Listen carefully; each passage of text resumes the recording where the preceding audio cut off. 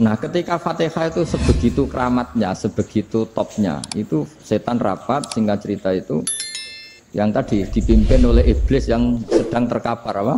Terus tali obatnya nggak ada, cuma dia shock karena ada surat yang turun yang melafatkan itu pasti selamat dari apa? Neraka. Nah ini gimana saran Anda? Sarannya adalah bikin orang-orang itu lupa, tidak baca Fatihah. Nah ini rapatnya iblis. Idzabu wajtahidu hatta tufilu qulubahum hatta la yaqulu hadis surah. Kala yuksiru qira'ataha wa la yakunu lahum ajrun wa thawabun bal yakunu lahum adzabun wa iqabun. Kemudian yang terakhir saya beri ijazah tentang Al-Fatihah ya, karena ini surat yang populer. Kalau saya ijazahi Quran 30 juz pasti sampean enggak hafal. Atau ijazah surat Baqarah. Kalau mau Baqarah mau. Ijazahi surat Baqarah mau 2 juz setengah. Ya Fatihah aja yang gampang ya. Nah, ya kulhu Fatihah ini paket ringan ini. Tapi pahalanya apa? Besar. Ini beda ya, artinya selama ini mungkin Anda baca tapi monoton ya. Tapi ini saya bacakan teks aslinya tentang istilahnya itu mazaya itu kelebihannya Fatihah. Saya baca Arabnya dulu, nanti ini terakhir ya, ijazah tadi kan saran-saran umum tentang sosial. Ya, pokoknya jadikan kebaikan itu punya nilai sosial yang baik lah. Jadi nanti orang yang nggak amanah nggak laku, ya calon bupati, gubernur, presiden yang nggak amanah juga nggak laku. Begitu juga kiai yang tidak amanah juga nggak laku, suami yang nggak amanah juga nggak laku, istri yang nggak amanah juga. Sehingga kebaikan ini jadi nilai sosial yang dalam tanda kutip sudah keniscayaan. Yang diinginkan Allah itu seperti itu. Bukan kebaikan yang dipaksakan karena kekuatan negara. Maksudnya kalau bisa kebaikan itu tidak usah dipaksakan. Memang sudah satu kebutuhan. Kayak cerita-cerita di negara maju itu. Bahkan apapun jatuh itu nggak ada yang ngambil apa. Itu. Makanya gambarannya Mekah Medina kan gitu kan. Barang jatuh nggak ada yang berani apa ngambil. Itu saking sudah jadi sistem. Sehingga banyak negara di Eropa itu yang sampai nggak punya tentara, nggak punya polisi karena kebaikan sudah. Nah kita kan masih capek, polisinya aja capek, apalagi masyarakatnya karena ya kebaikan itu belum jadi nilai apa bersama. Nah, kita selain ditopang negara, ada polisi, ada tentara, itu kita usahakan kebaikan itu jadi nilai apa bersama. Tadi wa'tamiru bainakum bima'ruf. Dan kita punya reputasi yang bagus dalam bab ini. Saya masih ingat kecil saya itu yang jilbaban hanya keluarga kiai. Sekarang rata-rata masyarakat itu jilbaban. Dulu yang sekolah SMP, SMA itu jilbaban kadang dulu malah dilarang ya, harus sama seperti itu seragamnya. Sekarang sudah boleh. Dan nyaman. Lama-lama yang dapat simpatik ya yang pakai pakaian model tertutup seperti itu. Lama-lama gamane cara wong golek mantu ya golek yang seperti itu daripada yang blodor. Lama-lama jadi nilai bersama. Ya ingin saya seperti itulah. Di terminal juga sama. Orang mau makan cari warung yang kelihatan ada ayat kursinya, pakai jilbab atau paling enggak dia enggak mungkin lah nyuguhkan yang tiren atau yang haram. Akan ada garansi sosial, ada apa? Ada garansi apa? Sosial dengan penampilan yang soleh itu kan masa iya nyuguhkan oplosan babi gitu misalnya itu. Jadi nilai sosial itu harus harus benar-benar jadi nilai. Sehingga negara biar gak capek-capek. Polisi juga gak capek kan karena tugasnya corong Jawa mau ngawat-ngawati tok tapi sudah tidak perlu tegang karena kebaikan sudah jadi nilai apa? Bersama. Ya, ingat-ingat ya ayatnya tadi wa'tamiru bainakum bima'ruf. Jadi kebaikan itu harus jadi nilai bersama. Iktimar itu menjadi urusan bersama. Makanya kalau kita rapat besar disebut apa? Muktamar. Muktamar itu urusan bersama. Tadi imamnya sholat juga menopang Gojek karena enggak lama-lama nopang Grab, nopang Kernet, nopang penjaga Indomaret, penjaga bensin, pom bensin. Lah dia hanya punya waktu 5 menit terus imamnya baca Baqarah kan. Iya imamnya mursyid, mungkin dia tambah lama tambah dapat aplaus dari muhibbinnya, tapi makmumnya dia tambah lama tambah dapat penghormatan dari pecintanya, tapi kitanya wah khusyuk wali kan dia dapat status naik lah, kita yang sudah tidak ikut jadi wali diganggu apa pekerjaannya. Kalau ada imam seperti itu sampai mufarokoh saja, niat ya Allah sampai sini saja saya makmum orang itu, silakan orang itu punya urusan sendiri dengan jenengan ya sudah, atau salib saja apa ya, itu boleh. Kalau dalam fikih namanya apa? Mufarokoh. Mufarokoh itu niat Tapi kamu jangan langsung selonong mufaraqah, niat dulu. Pamit sama Allah bahwa sekarang mau mufaraqah. Ya, tapi ya jadi sholat yang aneh kan, imamnya masih rukuk, kamu terus sujud, terus apa-apa selesai ya. Mungkin dalam pandangan itu orang lain ini maksudnya makmum gimana ini kok begini. Tapi sudahlah Allah Maha tahu. Insya Allah dimaklumi. Ya saya baca tentang Fatihah ya, karena sampean pasti sering baca Fatihah. Supaya apa sekaligus jadi jimat lah gitu. Jadi kalau kamu sering di jalan-jalan yang mungkin sepi atau mungkin kan tidak semua teman Grab itu nasibnya bagus yang di Semarang Jogja. Mungkin yang di Kalimantan, di Papua kan ada yang 10 kilo gak ketemu rumah, ya kan? Ya lihat di TV-TV itu kan kasihan kan, sudah 10 kilo gak ketemu rumah, penumpangnya kewekar preman tuh kan, ini makan orang enggak kan? Kan ujiannya dua, kalau penumpangnya cantik itu ya kecoba syahwat, kalau preman takut, jadi orang itu selalu ujian itu. Sing sedengan itu kan jarang orang itu. Jadi kalau penumpangnya perempuan cantik ujiannya itu syahwat, kalau preman ujiannya ketakutan. Kalau orang yang lemah bawa uang ujiannya kamu ingin garong. Jadi hidup itu memang semuanya ujian. Liyabluwakum ayyukum ahsanu amala. Makanya saya sering ditanya oleh teman-teman, Gus, nah ujiannya kenal wong wedok elek piye sama? Kenal wong ayu ujiannya syahwat, kenal wong elek ujiannya ngenyek, itu sama-sama dosa. Syahwat ya dosa, ngenyek juga dosa. Welek keriting untune metu ya dosa ngomong gitu. Kadang-kadang orang berpikir enak kancanan wong elek gak dosa. Kata siapa kancanan wong elek itu ya dosa karena bawaannya ngenyek. Ngenyek itu menyepelekan itu. Makanya saya itu ya nggak mau berteman sampean. Nanti kan bawaannya ngenyek atau seneng ya enggak tahu. Ya sudah ada takdir saja kalau ketemu ya tak ulang ngaji gitu. Tapi ini ngaji terakhir, setelah ini ngaji biasa aja, enggak usah resmi gini. Ngaji kok resmi aneh. Pokoknya nanti suatu saat kalau pandemi sudah berlalu saya akan ngaji Rebone, lalu ini ngaji. Ini ngaji yang kurang bagus karena ngatur kiai kurang berkah ini. Nanti tapi ya lumayan lah masih mau ngaji. Ngaji kok tanggal ini jam ini. Sekarang suatu saat kamu tak panggil, Mas Wahyu datang ke sini jam ini tidak mesti bisa. Mungkin pas ada acara apa, oh, maaf ke sini pas ngecek pas apa. Jadi ya sudah tapi tak maafkan enggak apa-apa. Takdir ya. Tak bacakan supaya sampean tahu keramatnya bismillah. Nah sebelum saya bacakan bismillah Fatihah, tak beritahu tentang ilmu tafsirnya, karena ini penting sekali. Fatihah itu dawuhnya Allah, tentu itu dawuhnya Allah. Saya ulang lagi, itu kalamullah. Tapi yang sudah diberikan kesampaian ke kita semua. Sehingga seakan-akan itu menjadi dawuhnya kita ke Allah. Jangan salah loh ya, Fatihah itu dawuh Allah, tapi sudah diberikan ke kita. Sehingga posisi kita itu yang punya itu. Nah kenapa ini perlu dijelaskan? Karena nanti ada kalimat iyyaka na'budu wa iyyaka nasta'in. Kalau itu masih kalam Allah, berarti Allah ngomong ke kamu, ngendikan ke kamu, kepadamu aku menyembah. Masa Allah menyembah kamu? Nah sehingga ilmu tafsir itu menyelesaikan itu dulu ya. Saya ulang lagi ya, sebelum sampean sering baca Fatihah, aku yakin ya sering baca. Tapi barokahnya ndak paham itu ndak pernah janggal. Enggak paham itu ya penting supaya ndak iskal, ndak janggal. Sebetulnya di kalimat itu ada yang janggal. Kalau Fatihah itu kalimatnya Allah atau kalam Allah, bagaimana dengan kata-kata iyyaka na'budu? Masa Allah ngendikan ke kita, kepadamu kami menyembah. Masa Allah menyembah kita? Maka penyelesaiannya secara ilmu tafsir gimana? Semua ulama mengatakan, bukan satu dua, semuanya mengatakan di Fatihah itu semuanya diberi kawalan kalimat. Saya ulang lagi ya, di Fatihah itu semuanya diberi awalan kalimat qulu, katakan wahai hambaku begini. Ya, katakan wahai hambaku begini. Nah, begini ini pelajaran dari Allah yang sudah diberikan ke kita. Terus kita mengatakan bismillahirrahmanirrahim, alhamdulillahirabbil, termasuk kita mengatakan iyyaka na'budu wa iyyaka nasta'in.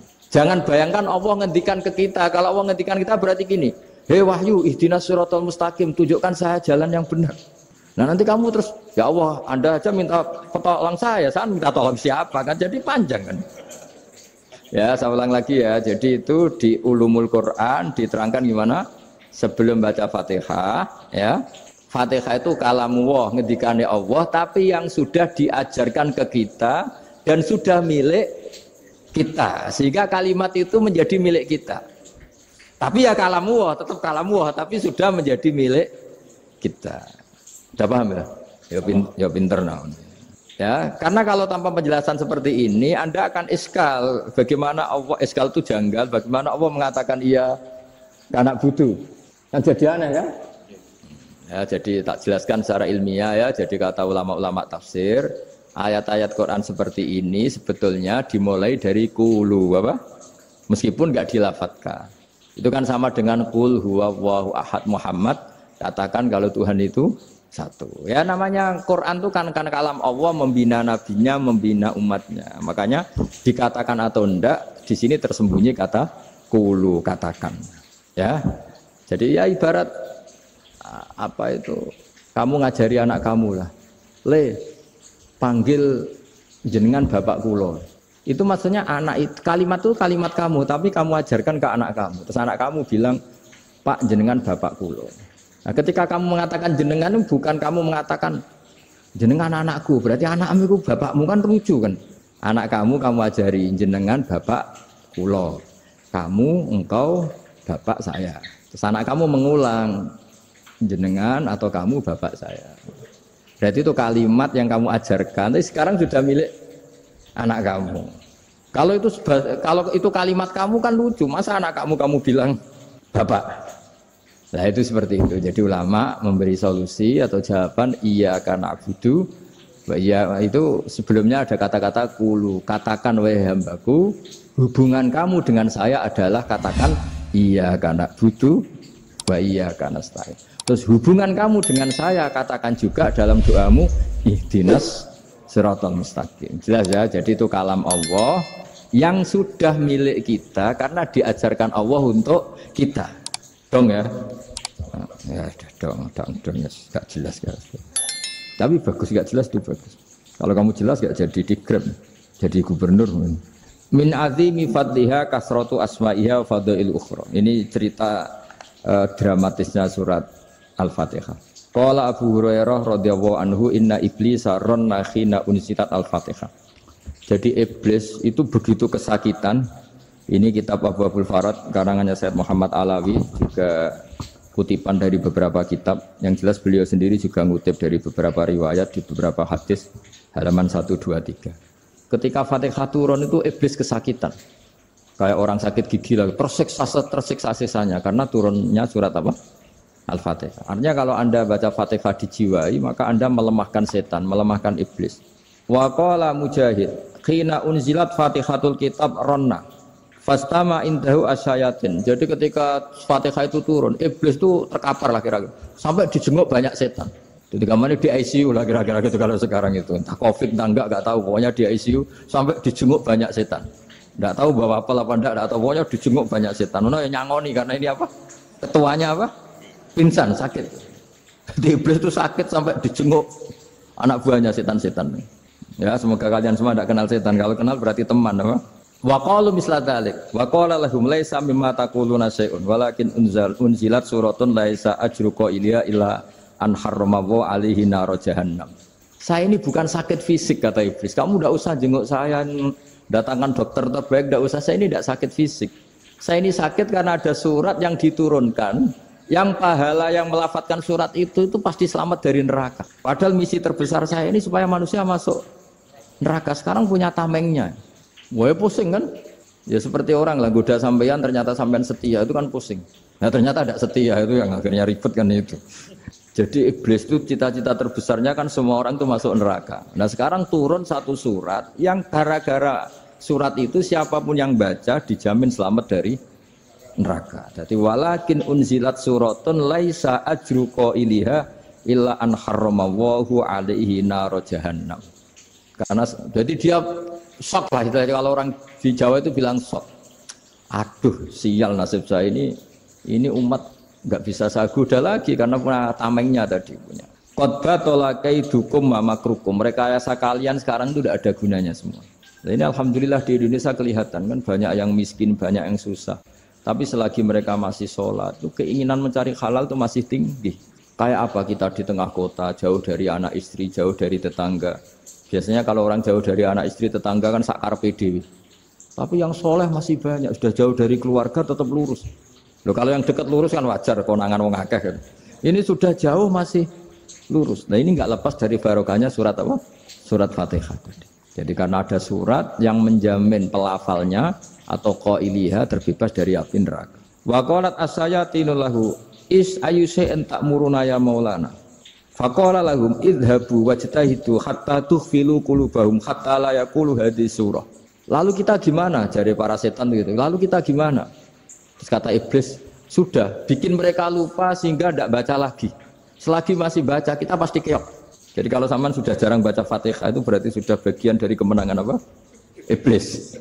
Jadi kalau sampean sudah jarang baca Fatihah itu berarti bagian dari kekalahan Anda, kemenangan iblis. Masih sering baca? Berapa kali? Terus apa lagi? Kok 5 kali tok itu? Berarti pas salat fardu tok. Enggak 5 kali itu mendingan itu 17. Kamu itu ngitungnya jangan 5 ini. 5 waktu itu berarti lumayan kan? Berapa? 17 ya? Iya. 17 ya? Ya. 17. Tapi kalau makmum tuh sering separuh kan, apalagi makmum tarawih. Ya kan? Makmum tarawih itu bacanya Fatihah ada yang sempurna enggak ya? Ya enggak lah. Baru alhamdulillahirabbil alamin mampu ruko ikut ruko gitu. Makmum kan yang tarawih lah. Kalau tarawih jarang sempurna ya. Fatihahnya itu. Kan imam sudah ruko. Kamu bacanya Fatihah sampai mana tuh? Baru setengah ya. Ya paling pas tarawih aja kan enggak sempurna ya. Apalagi kalau imamnya sing kilat tuh waduh malah. Nah, ketika Fatihah itu sebegitu keramatnya, sebegitu topnya, itu setan rapat singkat cerita itu yang tadi dipimpin oleh iblis yang sedang terkapar apa? Terus tadi obatnya enggak ada, cuma dia shock karena ada surat yang turun yang melafatkan itu pasti selamat dari apa? Neraka. Nah ini gimana saran Anda? Sarannya adalah bikin orang-orang itu lupa tidak baca Fatihah. Nah ini rapatnya iblis. Idhabu wajtahidu hatta tufilu qulubahum hatta la yaqulu hadhihi surah. Kala yuksiru qira'ataha wa la yakunu lahum ajrun wa thawabun bal yakunu lahum adzabun wa iqabun. Jadi saya mohon selama ini Anda sudah baca, tapi mungkin hanya rutin saja. Napa rutin saja? Jadi barokahnya ngaji ini kamu punya kekuatan atau punya semangat membaca karena ini surat yang luar biasa. Ibarat gini, kalau sampean tanya, saya juga sering mikir, masa Gus hanya surat kok punya kekuatan seperti itu? Di dunia ini, kata Allah, mulai Nabi Adam sampai kiamat, nggak ada yang bisa menandingi kekuatan kalimah. Kalimah itu kata-kata. Nggak ada yang bisa menandingi kata-kata. Misalnya Anda nge-grab, berangkat, istri cuek, berangkat cuek. Itu beda dengan ketika meskipun satu kalimat. Wes Pak, muga-muga dilindungi pangeran, mugi-mugi jenengan selamat. Itu menjadi teduh dan semangatnya luar biasa karena kayak mendapat support. Jadi kira-kira kalimat itu hubungannya kita dengan Allah Fatihah itu seperti itu. Kamu melafadzkan satu kata-kata yang dibenarkan langit bumi, dibenarkan aras, dibenarkan malaikat, dibenarkan semua penghuni di dunia ini. Sehingga itu efeknya luar biasa. Itu seperti gini ya, kamu cerai sama istri, terus nikah lagi katut babon. 10 tahun anak kamu dididik, ibunya benci kamu. Dan memang Anda layak dibenci. Dididik. Dan sampai nggak pernah manggil kamu Pak. Suatu saat kamu tentu rindu kan ingin dipanggil bapak oleh anak kamu. Suatu saat anak ini manggil kamu Pak E. Itu senengnya bukan main. Hanya sebuah kata-kata. Makanya kadang-kadang orang itu tanya sama kiai, ijazah lafadz ini gunanya apa sih? Itu ijazah-ijazah itu untaian kata-kata. Yang kata-kata ini dibenarkan langit dan bumi dan aras dan para malaikat sehingga efeknya itu luar. Nah ibarat seperti itulah, kamu melafadzkan Fatihah itu melafadzkan kata-kata yang dibenarkan Allah dan Rasul dan semua malaikat, semua penghuni langit. Maka ini efeknya pasti luar.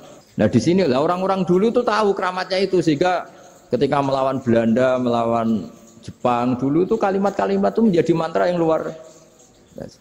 Doa lah, doa yang luar biasa.